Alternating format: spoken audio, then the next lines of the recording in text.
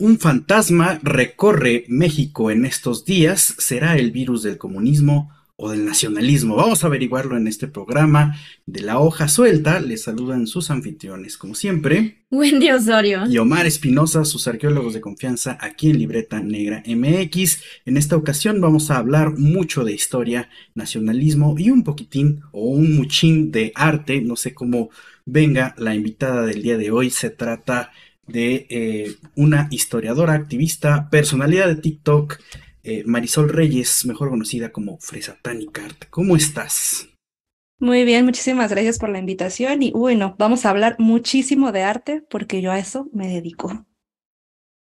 Pues venga, porque nos interesa mucho hablar de estos temas de cultura, de historia, de arqueología, básicamente de lo que entra en este quehacer de la humanidad, porque somos de ciencias sociales y humanidades, por supuesto, pero también, como mencionaba Omar, Marisol, vamos a hablar de esta cuestión. Bueno, es un tema que está ahorita muy presente en que se discute incluso en los medios hoy en día, al menos en estos días que estamos grabando este episodio. Y una de esas cuestiones es que la ideología, como si pensáramos que hay algo que sea producto del ser humano que no tuviera ideología. Pero dinos en este caso, tú eres historiadora, ¿la historia está libre de ideología? Bueno, a esto me gustaría citar una bonita frase que dijo otro gran tuitero que es Adrián Chávez, el no Chávez nada, que decía, si tú crees que no tienes una ideología, es como si tuvieras una Afore. Si no has escogido una, tú tienes por default la que te da el sistema.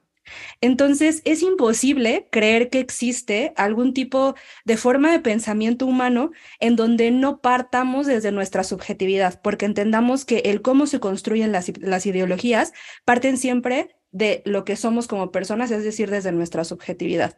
Y el creer que existe algún tipo de producto libre de ello, que fue concebido o que fue pensado desde lo humano, es algo completamente ilógico, porque es como si no, como si nosotros no habláramos.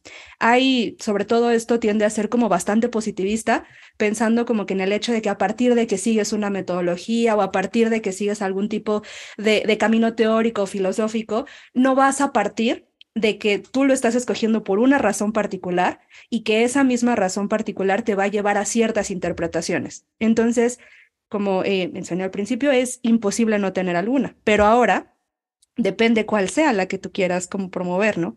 También depende mucho hay de ideologías a ideologías, ¿no? No es lo mismo ser el ultraconservador a tener por ahí otras cuantas vertientes.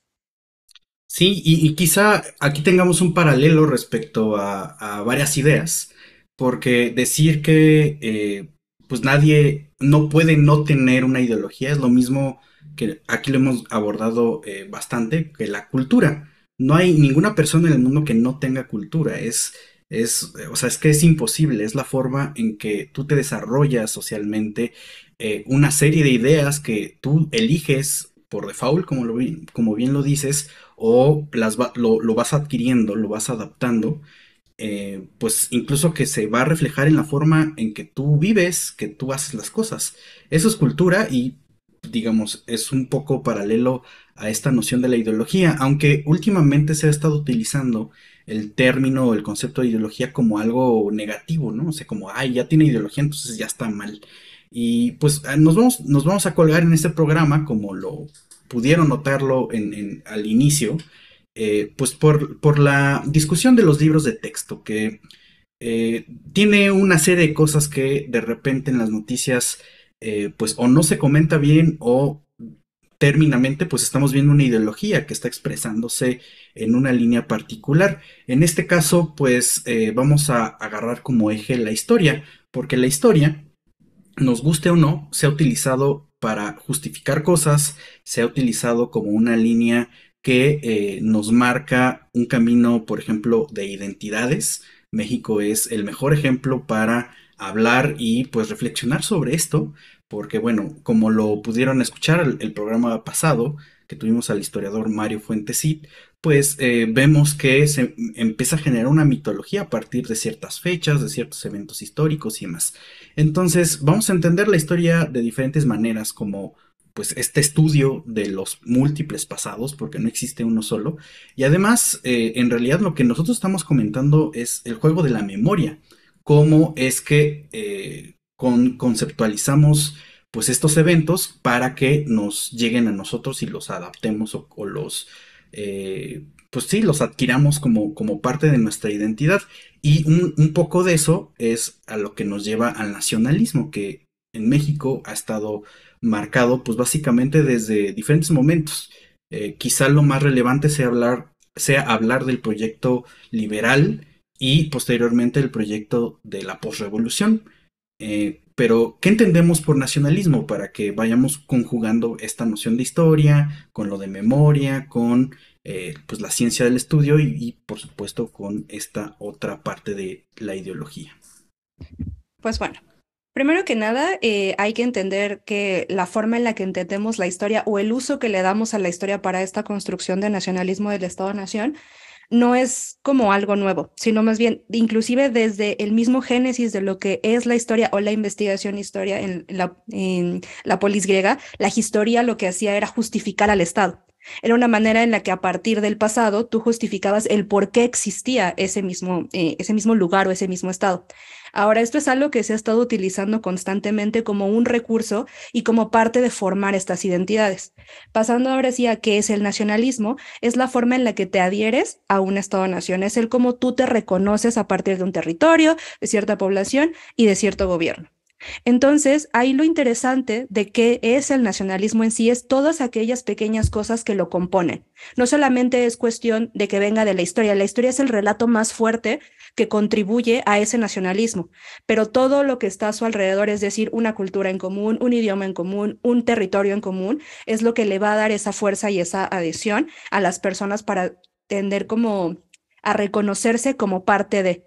Lo importante de comprender en este caso, ya que vayamos abordando lo de los libros de texto, es el reconocimiento y la identificación que van a sentir las personas con respecto de la nación, porque esto ya los puede ir llevando poco a poco, no solamente a sentirse pertenecientes a algo, eso tiene una función en específico.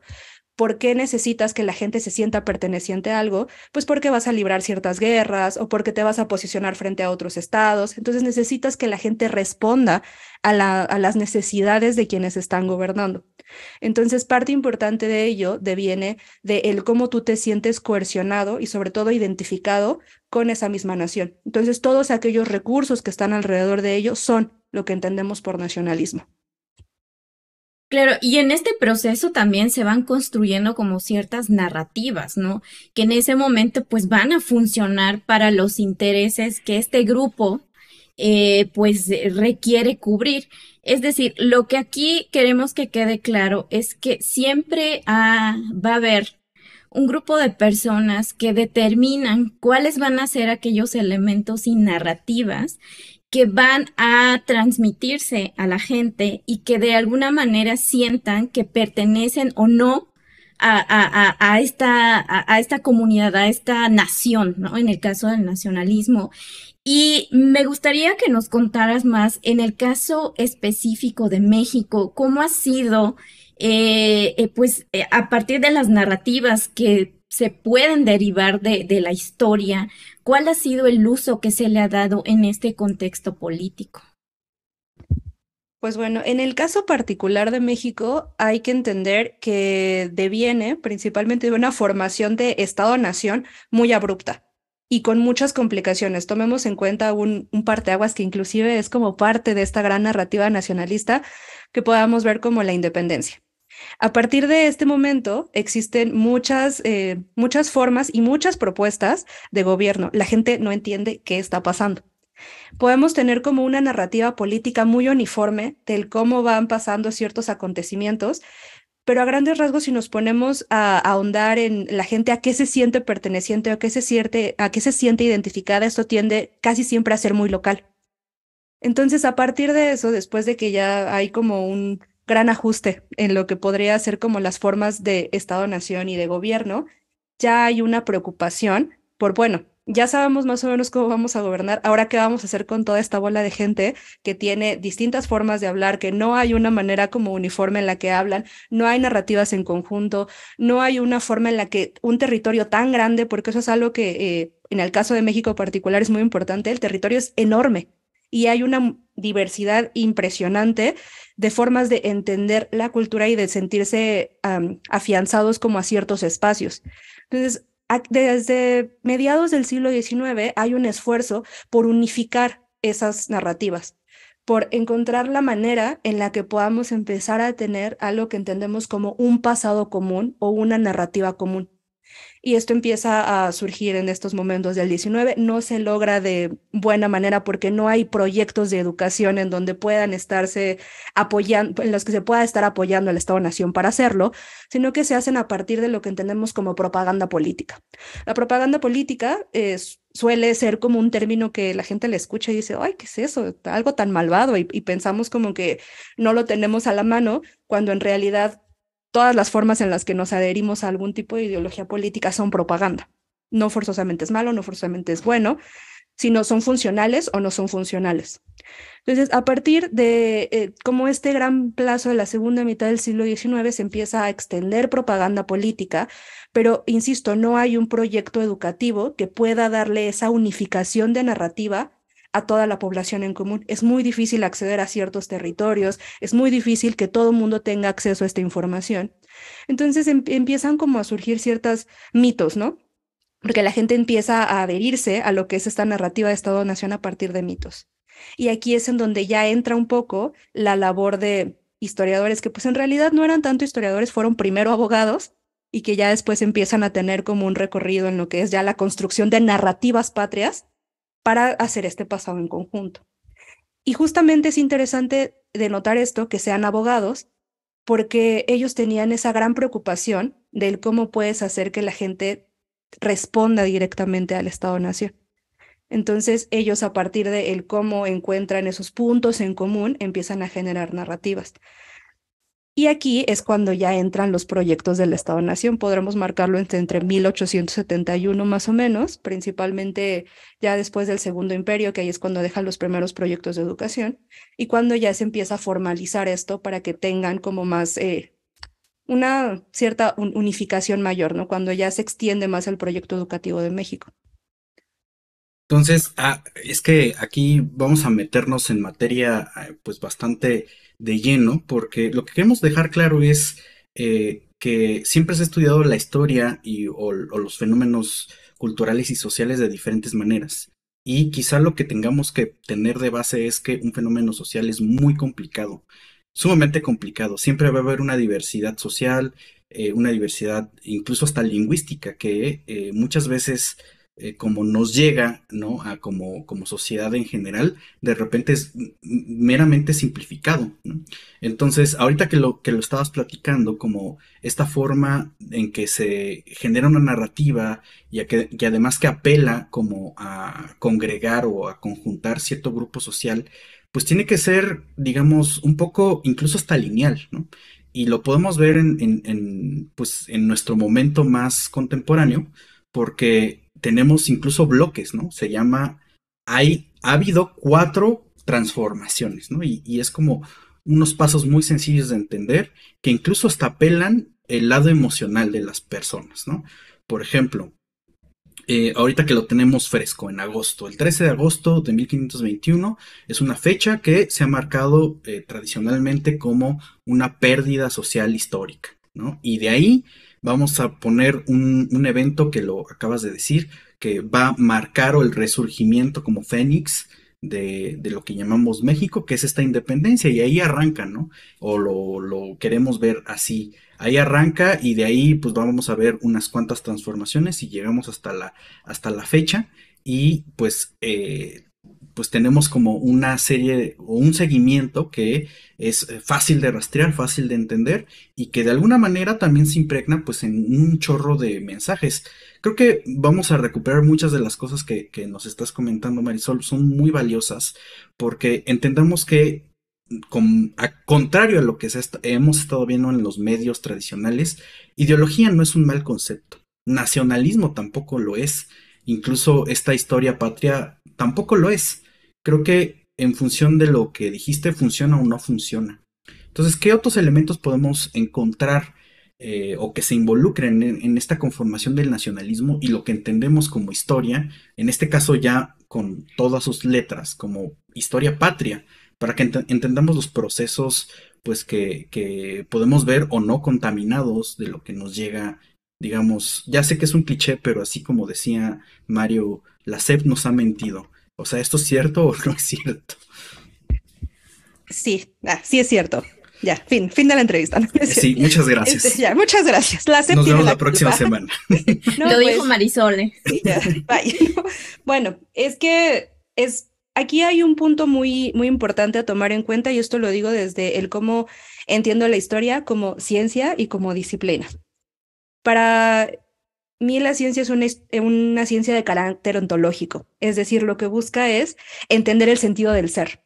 Y son procesos metodológicos a partir de los cuales desenvolvemos algún tipo de hecho o acontecimiento a partir de distintas metodologías. Como bien dirían varios de la Escuela de los Anales, la historia se hace desde el presente, porque lo estás hablando desde lo que te interpele a ti como historiador y como persona que va a generar lo que entendemos por historia, ya sea una narrativa o un producto de divulgación, lo que tú quieras.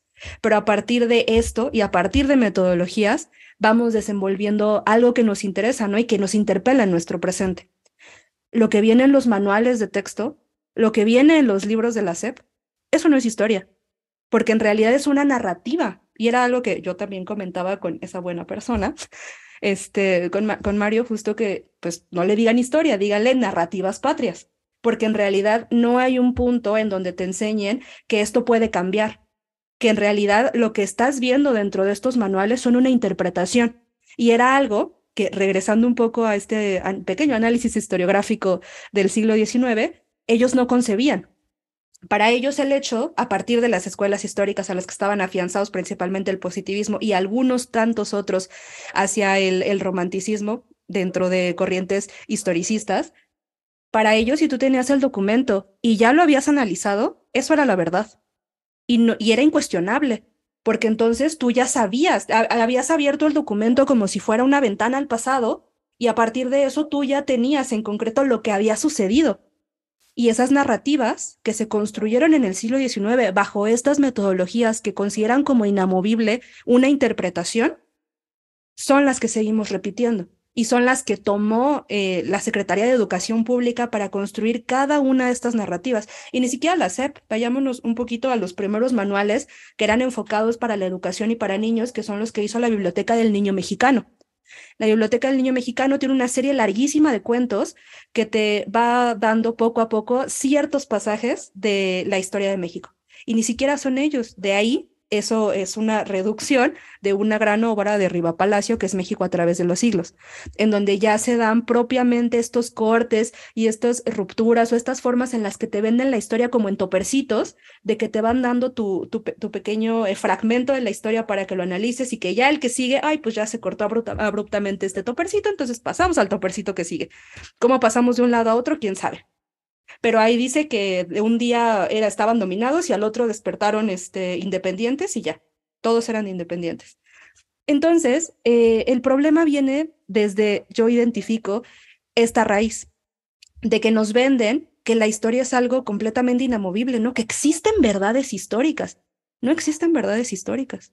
No podemos, no hay forma humanamente posible que podamos abrirlo y ver la ventana de lo que pasó. Hay inferencias, hay interpretaciones. Y esto puede cambiar, puede variar, se pueden complementar con muchas otras investigaciones, con cierta interdisciplina, pero no existe tal cual una verdad. Y el primer problema de estos manuales y que esta gente esté ahí vuelta loca de que, ay, es que están pervirtiendo a mis hijos con su ideología, es que crean que esa verdad existe. ¿Sabes qué me acordé? Ahorita cuando pasa este tipo de cambios de currícula, o la otra que también es muy visible, cuando tumban monumentos y dicen, es que están cambiando la historia, ¿no? ¿Qué tal esa? Como si la historia no cambie. Si la historia ni no nos tiene topa. que cambiar. Justamente esto que nos comentas, Marisol, es muy importante porque dentro del ejercicio de cualquier ciencia, nosotros de este lado de la arqueología, entendemos perfectamente esta cuestión, que a partir de nuestras interpretaciones hemos construido narrativas, y bueno, en el caso, por ejemplo, de la construcción de este Estado-nación, sobre todo en la primera mitad del siglo XX, por supuesto que se utilizó sobremanera la cuestión arqueológica para hablar de ese pasado prehispánico, homogéneo, que nos une a todos y que somos producto, ¿no? Entonces ahí empiezan a meter también, pues estas nuevas, bueno, no tan nuevas, estas nociones sobre, pues hay que resaltar la cuestión indígena, pero que también que nosotros somos producto de un mestizaje, que es una cuestión también muy fuerte y que tendríamos que estar abordando. Pero bueno, en este espacio no lo haremos porque también se da para un tema, es un tema muy grande. Pero al punto al que quiero llegar es que en estas herramientas que sobre todo se utilizan en los planes educativos para la enseñanza de la historia, y le pongo comillas, y eso es algo que le aprendí al buen Mario, con muchas comillas, a esta cuestión de la enseñanza de la historia. Y recurren a muchos elementos, digamos, iconográficos para tratar de explicar y de enseñar cómo estas narrativas que se han construido desde la arqueología, desde la historia, y pues se hace uso de varios recursos. Entonces, uno de ellos, y tú lo sabes mejor que nadie aquí, porque te has dedicado también al estudio de este tema, de esta expresión, de este arte plástico que es el muralismo, ha sido un recurso sumamente utilizado para como herramienta también pues en los libros, ¿no? Entonces, aquí me gustaría que nos contaras qué es lo que tú has visto respecto a cómo surge este movimiento y cómo se fue involucrando con estas cuestiones en la construcción del nacionalismo, de ciertas ideologías. Cuéntanos. Pues bueno, para empezar, hay que entender algo bien importante, ¿no? Antes de que me suelte a hablar 3 horas de muralismo, es que hay algo que cuando observamos las imágenes pasamos de lado, y es que también existe un lenguaje visual, que también la imagen a veces puede ser muchísimo más poderosa en comunicar que tal cual la narrativa. O se apoyan mutuamente, ¿no? Pero tal cual la imagen visualicémosla como en su contexto entre pues, principios del siglo XX y mediados del siglo XX, estás frente a un montón de gente que no sabe leer ni escribir. ¿Cómo les puedes hacer entender las cosas en concreto que no dependa directamente de estar leyendo o escribiendo algo? Y ahí es en donde entra el gran poder de lo visual. Ahora, lo que pasa con el muralismo y en general con muchas expresiones que entendemos como lo mexicano, parten desde un proyecto de Estado-Nación ya un poco más refinado y un poco más, ya que había tenido como que todos estos errores pasados del siglo XIX, de cómo le hago para que la gente se reconozca y se identifique con nuestros símbolos, y es el proyecto que empieza a tener José Vasconcelos. Antes de que Vasconcelos sea el secretario de Educación Pública, previamente ya había un montón de esfuerzos del cómo hacer que existiera un escudo nacional y sobre todo como una manera de que la gente se sintiera afianzada hacia lo que eran las representaciones de la patria. Hay un montón que surgen en el 19 que si las observamos son tal cual la pintura de Accra, que es como esta de la libertad guiando al pueblo. Todas son esa, nada más que le ponen un águila y una bandera de México. Y ya, es mexicana. Pero obviamente la gente no tiene una respuesta tal cual de afianzarse hacia ese tipo de pinturas. En primero, porque no hay muchas formas de divulgarla, porque pues es un óleo que no puedes sacar de Palacio Nacional o que no puedes sacar de instituciones como privadas. Y en segundo, porque no hay una manera en la que la gente se siente identificada con símbolos que nunca ha visto. Lo que hace Vasconcelos es crear sus propios símbolos, él y a partir de un gran grupo de intelectuales con los que ya había trabajado previamente, que es el Ateneo de la Juventud. Entonces Vasconcelos llega y le habla a uno de sus grandes amigos, que es Adolfo Besmagart. Le dice, bueno, tú que te dedicas ahí a ver las chácharas de la gente indígena, pues a ver, búscale cómo, eso lo puedes trasplantar a la pintura y cuando lo hagas me dices para que sea el símbolo de la nación. Estoy reduciéndolo muy a grandes rasgos, pero básicamente de aquí empieza a surgir. Adolfo Besmagard lo que hace es un método de dibujo, es decir, se pone a analizar cada uno de los objetos artesanales que tenía y a partir de eso empieza a generar formas, líneas, círculos, cuadrados, patrones. Y a partir de esos patrones que va identificando en todos estos objetos populares, empieza a construir un lenguaje visual. Y eso es muy importante, porque está buscando aquellas cosas a lo que la gente está habituada a observar, porque así tú ya estás recogiendo lo que es el propio lenguaje visual de las personas que están a tu alrededor o a quienes quieres que le lleguen el mensaje, y a partir de eso tú creas tu propio alfabeto, casi casi, para que empieces tú a crear propios patrones. Besmagord y el doctor Atl son las primeras personas que empiezan a desarrollar este tipo de metodologías y que empiezan a buscar formas en las que a partir de patrones, a partir de colores, a partir de figuras, a partir de situaciones en común con el paisaje, construyen esta idea de nación. Lo que pasa ya con el muralismo o cómo explota la tacha del muralismo es porque recogen mucho de esta forma de crear imágenes y la van incorporando poco a poco, pero estos son ensayo y error. Y les pongo el caso, por ejemplo, del primer mural que hace Diego Rivera en San Ildefonso. El primer mural que hace es La Creación y es un mural que él Está hace en llegando, el anfiteatro, ¿no? el que está en el anfiteatro, que de hecho ahí sale también Nahui Olin y es como técnica es muy interesante porque tienen cáustica, según a partir de los materiales quiere ser como muy nacional porque le mete copal y cosas de esas. Pero cuando es este mural, Vasconcelos lo ve y le dice, ¿qué es esto? Esto no es muy mexicano de tu parte. Estás poniendo casi diosas griegas, ¿por qué están ahí? Rivera le da como cierta explicación y le dice, no, pues esto no me funciona. ¿Por qué no te vas al Istmo de Tehuantepec? A ver si tienes inspiración. De hecho, gran parte del método que utilizaba José Vasconcelos para que la gente se impregnara del México que él quería representar era mandarlos al Istmo.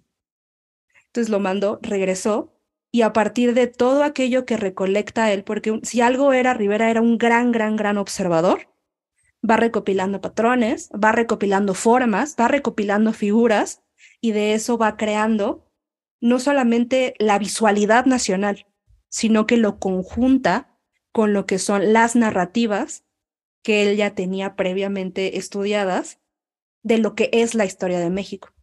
Entonces, dentro de el cómo él empieza a generar estos grandes discursos y el cómo se empiezan a dar estas interpretaciones, viene mucho de que él buscaba conjuntar ese proyecto de Vasconcelos, el generar una identidad. De hecho, este gran invento del mestizaje viene de cómo Vasconcelos empieza a tener como las formas y los patrones a partir de los cuales quiere que la gente se identifique, y esto es algo que explica a diestra y siniestra en La raza cósmica.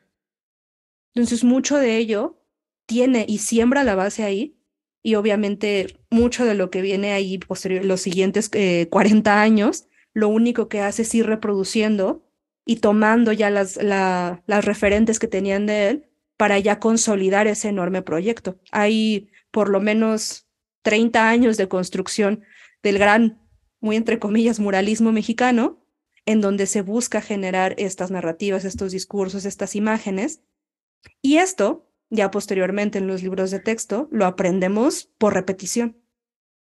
Todas las portadas, todas las imágenes, inclusive imágenes institucionales, son esas, ¿no? Y tenemos una gran mezcolanza. Si ponemos atención, no sé, no recuerdo si esto lo habíamos mencionado alguna vez, creo que sí. Si ponemos atención, por ejemplo, en los logos o en los signos de las instituciones, y hay como esta tendencia de lo que se ha llamado como islas de la melancolía o los pasados perdidos. Normalmente son símbolos que emiten o que replican pues símbolos prehispánicos, ¿no? Entonces por ahí siempre han dicho, no, esa es la raíz, ¿no? Es que ese es el gran eminente pasado. Pero bueno, también esta parte donde somos una mezcolanza y ese es el México moderno. Entonces, creo que es muy poderosa esta herramienta o estas líneas de trabajo que se han pues que utilizado en estos proyectos de nación y por supuesto donde por ahí pasa el muralismo y esta parte que es eminentemente ideológica, ¿no? Es curioso que se comente como ahora la crítica es que están ideologizados, ¿no? Y casi casi vamos a ser todos comunistas ahora, pero ¿qué tal sobre justamente la controversia que estuvo directamente en el articulado de la Constitución que decía que la educación era pública y además, pues sí, un poco rojilla, ¿no? Ahorita que están diciendo mucho esto de que no, es que la ideología y todos vamos a ser comunistas, bueno, pues entonces con la ideología que metió José Vasconcelos, todos íbamos a ser fascistas. Entonces es un punto bien importante y esto lo quiero remarcar porque dentro de las grandes cosas que hizo Vasconcelos como secretario de Educación Pública fue implementar los honores a la bandera. Y que mucha gente cuando lo observa desde afuera ve el ritual que es estar frente a la bandera, hacer el juramento a la bandera, hacer este desfilado completamente militar, son rituales políticos que reproducía el fascismo alemán. Y es algo que a veces no somos conscientes porque lo tenemos tan normalizado y tan interiorizado porque todos los días lo hacíamos como niños y nuestros padres lo hacían y a lo mejor no nuestros abuelos porque muchos no fueron a la escuela, pero a lo mejor nuestros padres y nosotros lo tenemos bien normalizado. Y eso es parte también de ese proyecto de ideologización que existía por parte de la SEP. Lo vemos muy bonito, lo vemos muy padre, porque qué padre es el muralismo y hay mucha cultura, hay muchos literatos, pero si vemos el fondo de lo que se promovía en la educación pública, sí nos podemos asustar muchísimo, porque dentro de Y ello nos está eso. sí, y nos asustamos muchísimo porque ahorita estamos hablando pues 1940, 1950 un poco, pero en realidad las políticas públicas del Estado mexicano han sido muy agresivas. Digo, nada más por citar un análisis y un ejemplo, pues es esta situación de la ay, siempre lo digo mal, eh, Desindianización. desindianización exactamente, que pues que reclama o que menciona el antropólogo Guillermo Bonfil Batalla en su México Profundo. O sea, la política de Estado, con toda esta idea de las campañas de alfabetización, por ejemplo, de llevar escuelas rurales o llevar libros de texto, los libros están en español, o sea, tu idioma aquí no vale. Entonces vamos a ser ciudadanos mexicanos. Y esto implica una homogenización social y cultural, lo cual es súper agresivo y que muchas veces no queremos ver porque esto no es una situación de José Vasconcelos, que sabemos que era justamente aficionado a los totalitarismos europeos, pero es algo que sucedió en México de la década de 1960 en adelante, o sea, no es una cosa que digas, no cambió o el Estado mexicano o la historia o la antropología incluso no era colonialista o dejó de ser colonialista o con esta parte, ¿no? Entonces, tenemos que ser muy conscientes que los procesos sociales, de nuevo, son muy complejos y además muchas veces tienen implicaciones muy duras que de repente hablar de una ideologización por parte de unos libros de texto o incluso del propio arte, como se podría retomar de este muralismo mexicano, eh, pues tiene sus connotaciones bastante negativas, ¿no?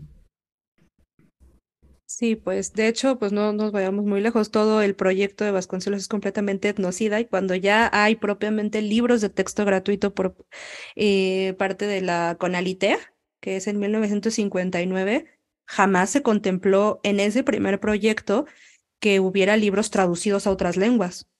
Entonces era un esfuerzo muy, muy grande por tener ese gran proceso de etnocidio y de eliminar mucho de eso. De hecho, no nada más, digo, yo les platico en concreto el caso del libro de texto, pero son todo un montón de productos culturales que buscan concretamente que se eliminen, en este caso, por ejemplo, otras lenguas, y que se elimine mucho el cómo existe como esa forma de ir como transmitiéndolo vía materna, si queremos como ponerle un nombre. Entonces hay mucho de lo que se estandariza en el libro de texto en este caso, que elimina por completo otras formas de reconocimiento social y que en el hecho de que vayan eligiendo cuáles van a ser las representaciones sociales, ya sea de personas o de ciertos personajes históricos que apoyan justo a eso. Hay un caso bien concreto de muchos de estos manuales y sobre todo de lo que es como la gran galería de pintura de héroes que se hace en el 19 y que se reproduce a diestra y siniestra en billetes, en imágenes oficiales, en libros de texto, en donde observamos ciertas formas de entender a los héroes y a muchos de ellos les quitan rasgos indígenas y les quitan rasgos afrodescendientes.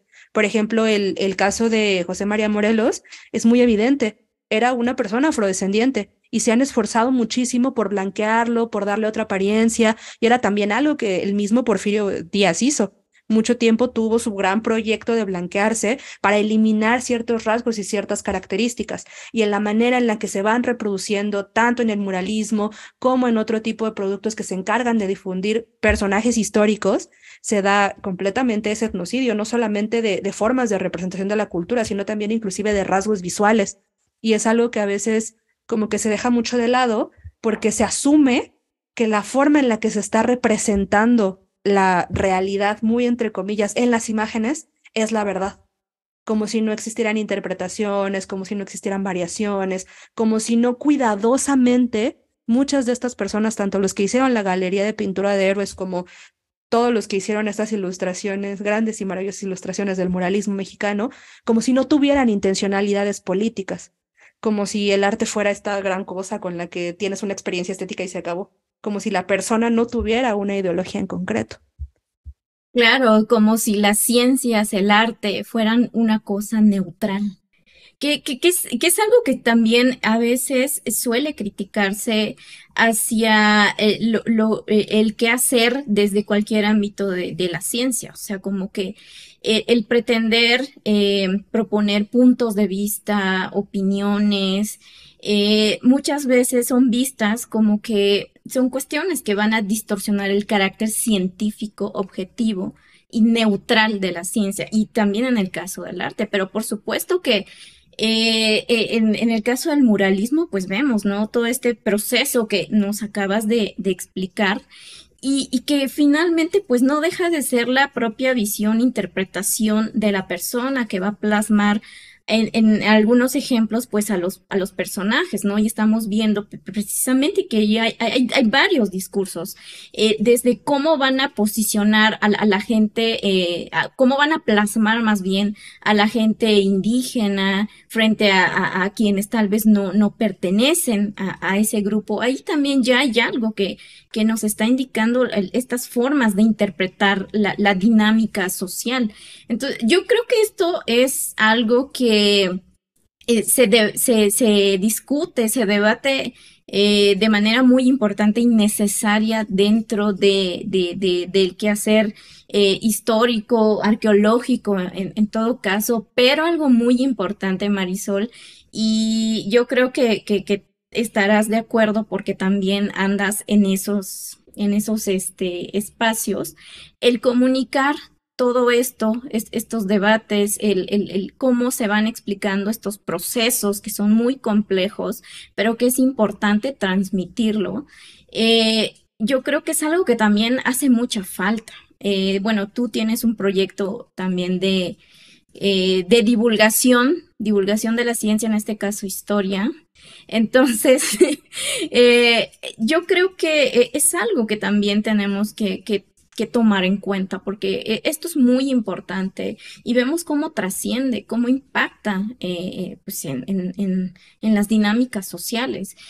A pesar de que estamos poniendo ejemplos de hace un siglo, mucho de esto no ha cambiado. Entonces yo creo que eso nos está mostrando también que tenemos que tener incidencia en estos espacios y construir estos puentes también de comunicación, ¿no? Entre lo que está haciendo la historia y otras ciencias para abordar estos temas tan complejos y que sí tienen que ver con la vida de las personas finalmente, ¿no? Entonces, cuéntanos qué es lo que tú piensas respecto a esto que te comento y pues también para ir cerrando y pues también ahí informar sobre este proyecto que haces?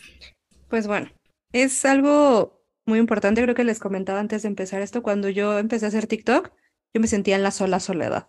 No veía como que existiera mucho esfuerzo en un principio, como por saltar de una plataforma a otra o no, como de empezar a meterse a otro tipo de públicos. Y algo que es muy importante, todo lo que les estoy contando, todo lo que muchos historiadores que hacemos algún tipo de divulgación les contamos, pues son cosas que a veces no se nos ocurrieron a nosotros.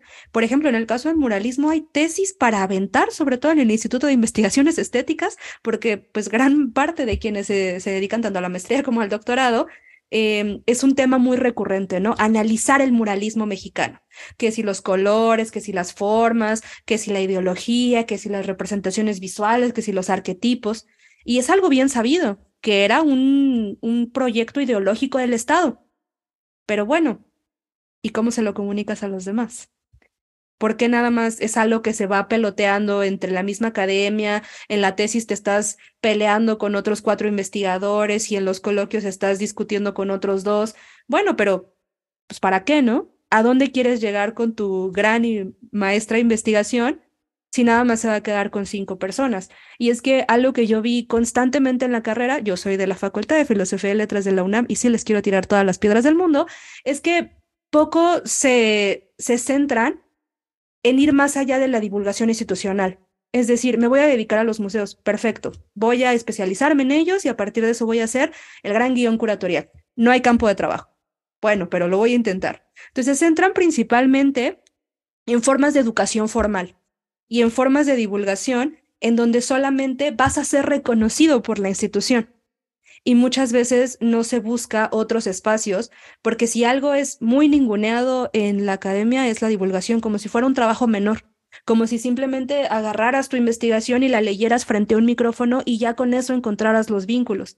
Y eso no es cierto. Hacer divulgación implica un gran trabajo mental, implica tener responsabilidad, implica hacer una gran investigación y a partir de eso ir seleccionando cómo lo vas a compartir, qué es lo que vas a buscar, a partir de dónde vas a empezar a compartir ciertas ideas, cómo te subes al tren para que tenga como visibilidad y es es un gran trabajo. Pero muchas veces se le ve como pues, si no estuviéramos haciendo nada. Hasta el cansancio, mucha gente que yo he conocido como en la academia propiamente o compañeros, como que dicen, bueno, es que no estás abordando todo el tema y es que ese no es el objetivo de la divulgación. El objetivo de la divulgación es dejarte ahí la cosquilla, ¿no? La curiosidad de que digas, ay, bueno, ¿y qué más puedo saber yo de esto, ¿no? ¿O qué más me puede interesar de esto? Dar como las inquietudes necesarias para que no solamente sea un dato curioso, sino para que esto pueda tener cierta incidencia, ¿no? Si algo le aprendí mucho bueno, no tanto, ¿no? Pero a un diplomado de divulgación de la ciencia que tomé en algún momento, era que se tenía que buscar el punto en el que lo que compartieras no fuera toda la investigación, en que el lenguaje no tenía que bajarse hacia las personas, que respetaras el nivel intelectual de las personas y sobre todo que dejaras ciertas inquietudes, porque solo a partir de la inquietud podías generar un genuino interés de las personas por temas que pues nos acontecen o que nos pasan todo el tiempo. Entonces, pues mucho de esto, insisto, no es algo nuevo. O sea, lo que hace Diego Rivera, pues mucha gente ya lo ha hablado. De hecho, es el muralista más estudiado, ¿no? En toda la academia. Pero entonces, ¿por qué no sabemos que él tenía claros objetivos políticos? ¿Por qué no tenemos en claro que todo lo que estamos observando en libros de texto no es real? Pues porque quienes deberían de estar haciendo eso, pues somos los mismos historiadores que entendemos que hay toda una teoría de la historia, que hay toda una filosofía de la historia y que en los discursos pues no son inamovibles, bueno, que son mutables. Entonces, quienes deberían de hacer eso, pues somos nosotros, ¿no? Profesionales no, digo, yo hablo en el caso de la historia, pero en general profesionales de todas estas áreas o de todas estas ciencias.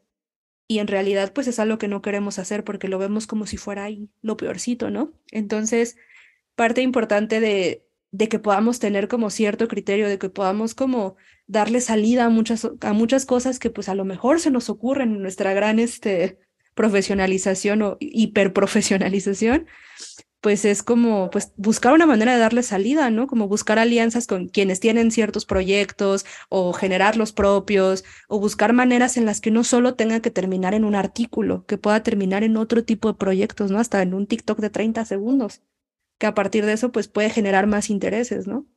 Pero bueno, eso es lo que yo creo. Es que estoy yo muy enojada con este tema. Yo No, así de... no, a mí me hablan de divulgación y a mí me prenden una mecha. totalmente, ¿eh? Porque mira, aquí en Libreta Negra MX también sabemos de los retos, Es que retos hasta institucionales. sí, pero es que hemos cometido por mucho tiempo el error de subestimar el alcance que puede tener este trabajo, el abordar estos temas dirigidos a los diversos públicos y además de las herramientas que podemos utilizar, sobre todo lo digital, que hoy en día funcionan como medios donde la gente busca informarse, porque es lo mediático, es lo que muchas veces está a la mano. Y yo creo que eso ya tiene que superarse. O sea, en México yo creo que estamos también muchos pasos atrás. Pero bueno, algo vamos a hacer. Y el hecho de que estemos aquí yo creo que es una muestra de ello. Sí, si no, también nos podemos poner a hacer murales divulgativos, no sé. Ahí se los dejo. Collage Un divulgativo. sí, exactamente. Aunque definitivamente creo que el camino es la virtualidad. Sí, es que tenemos que, creo yo, dejar de abrazar al siglo XIX, como que no lo dejamos ir. Pensamos que hasta la investigación tiene que ser así súper metodológica y correcta para acceder a la verdad y que las únicas formas de divulgar son a partir del papel y la hoja con grandes, así como si estuviéramos haciendo un gran pergamino con nuestra investigación. Y creo que no soltamos esa necesidad de que nos valide una institución. Pero el día que la soltemos, yo creo que todos los profesionales de muchas áreas de ciencias y humanidades vamos a tener como grandes proyectos o cosas bastante interesantes, pero tenemos que soltar esa necesidad. Y paz mental, además. Ah, sí. Bueno, Sí, No sí. sé si pasmen, yo no me Bueno, siento muy a lo mejor no, pero pero al menos, tal vez en algún momento cuando te cuestionas, bueno, ¿y por qué no están entendiendo la importancia de por qué tenemos que hacer historia? ¿Por qué tenemos que seguir formando historiadores? ¿Por qué tiene que existir una academia de la historia? Yo creo que, bueno, en nuestro caso de arqueología, nos falta, pues, posicionarnos bien para poder explicar el por qué es importante lo que hacemos, porque de ahí derivan un montón de prejuicios y lo vemos justamente con este tema de los libros, cuántos cuestionamientos no se le están haciendo a quienes están en el proceso de elaboración, ¿no? Entonces, yo creo que en casi todas las áreas del conocimiento hace falta mucho camino para generar este vínculo. Y la divulgación es uno de los caminos. sí, creo que además con todo lo que hemos comentado y bueno, para no dejar cabos sueltos, en este debate histórico, si la ideología, si el nacionalismo, si esta parte de propaganda, que de repente este programa se convirtió en la historia de la propaganda, ¿qué debemos de entender para no caer en estos debates, pues no sé si llamarlos polarizantes, falsos, o pues simplemente para no dejarnos llevar en una línea que a lo mejor, como hemos dicho, pues no es verdadera, no es, o que tiene implicaciones muy negativas como la homogeneización cultural, el etnocidio y demás Que cosas? son puras trampas, más bien. Trampas ideológicas o trampas estado nacionalistas. Pues es que son muchas cosas. Primero entender, y creo que sirve para cualquier cosa, que la verdad no existe. Que el cómo iniciamos estos debates polarizantes pueden ir a otros lados, sino simplemente partimos en que son dicotómicos, ¿no? En que yo tengo la razón y él no. En el momento en el que podamos como darle la vuelta a eso y pensar, en lugar de cuestionarnos, bueno, o llegar al absoluto de que, bueno, es que este lector de teleprompter está mal y solo querer dejarlo así como de, bueno, está mal, no le voy a hacer caso, sino más bien como darle la vuelta y decir, ok, ¿por qué está mal? ¿O por qué a mí me parece que está mal, no? ¿Qué es lo que está diciendo que a mí me genera incomodidad o que a mí me molesta, ¿no? De que de por sí pues sí estaba diciendo cosas que pues eran bastante políticamente muy torpes, ¿no? Como de, no, es que van a ideologizar a los niños. El punto es como tratar de darle la vuelta y ahondar en por qué la gente piensa lo que piensa. Partir de que, bueno, todos tenemos una ideología, pero ¿por qué piensan lo que piensan? ¿O a dónde quieren llegar con soltar ese tipo de premisas, ¿no? Sobre todo, por ejemplo, ¿por qué una cadena que se ve a nivel nacional y que ha tenido como cierta validación o legitimación en ciertas posturas políticas, ¿por qué necesita decirme que los libros son comunistas? A qué está respondiendo? Entonces, cuando no solamente lleguemos, es que Kant dice, ¿no? Que hay dos tipos de juicios, el juicio estético y el juicio lógico. El estético es el decir, bueno, es bonito, es feo, es malo, es bueno, es tonto, es listo, esas valoraciones, ¿no? Pero cuando saltamos de eso al juicio lógico de preguntarnos, bueno, ¿por qué es bonito? ¿Por qué es feo? ¿Por qué es tonto? ¿Por qué es lo que sea? Y cuando lo cuestionamos y empezamos a ahondar y a tratar como de indagar en ello, podemos llegar a valoraciones más importantes. Entonces también una es pues entender que esos debates que polarizan pues no nos van a llevar a ningún lado si no ahondamos en ellos. Y la segunda pues también es como incitar, ¿no? A quienes son propiamente como expertos en esos temas a que hablen, ¿no? A que digan algo, no tratando de ser como totalizantes de yo tengo la verdad, sino yo tengo un punto de vista que ha sido construido a partir de 18.000 horas de investigación y que me gustaría compartirle a alguien, ¿no? Entonces, si podamos hacer eso o buscar a las personas pertinentes para que lo comenten, yo creo que sería algo pues bastante bueno y que pues nos puede sacar de esas peleas dicotómicas que no nos llevan a ningún lado, creo yo. Y para eso son las discusiones o abrir el diálogo, definitivamente, así como lo hemos hecho en la hoja suelta. Marisol, muchísimas gracias por acompañarnos. Pues ya lo mencionamos al principio, pero siempre hay que ser un poco reiterativos. De repente, ¿dónde te pueden encontrar para seguir reflexionando o entrarle a estos temas?